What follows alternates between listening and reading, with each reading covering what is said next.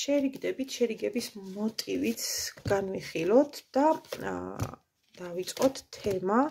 მესიჯი ყველასთვის იქნება, მაგრამ არა ყველაფერი გაითვალისწინეთ. ესე იგი, არსებული სიტუაცია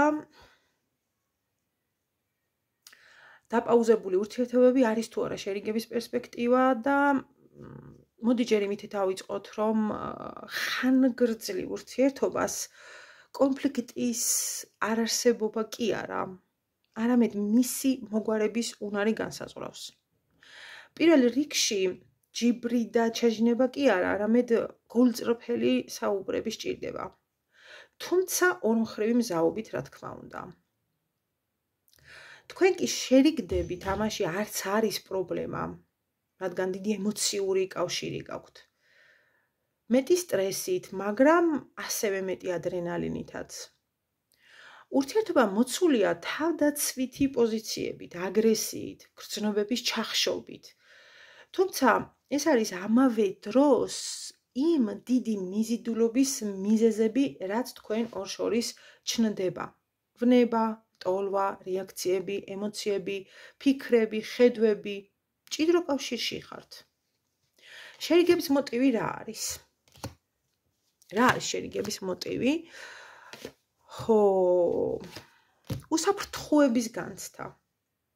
უსაფრთხოების განცდა აქვს თქვენგან, რადგან თქვენ მას უსმენთ, აფასებთ, გესმით მისი კარგიც და ცუდიც.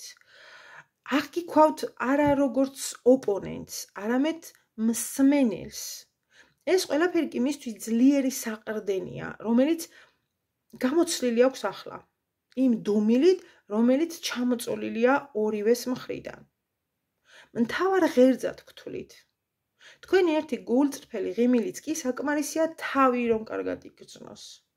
იმ ქცევითი თავისებურებებით თქვენ შექმნით ამ ურთიერთობაში ალერსიანი თბილი მოდელი, რითაც მასზე ზეგავლენა მოახდინეთ.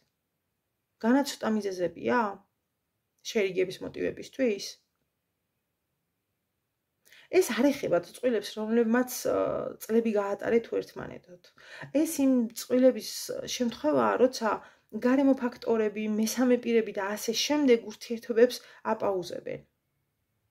შერიგდებით, რადგან ერთმანეთის გასაშვებად არც ერთი მხარე არ ხართ მზად. არც ერთი.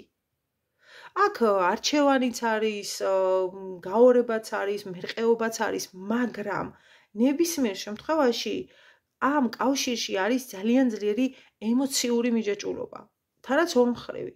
და ეს არის ზუსტად მთავარი მოტივიც, თუ რატომ მოხდება ურთიერთობის აღდგენა და შერიგება. პირადი კითხვები მომწერეთ WhatsApp-ზე 557 16 73 50. ოღონდ ნუ მირეკავთ, მომწერეთ და გიპასუხებთ.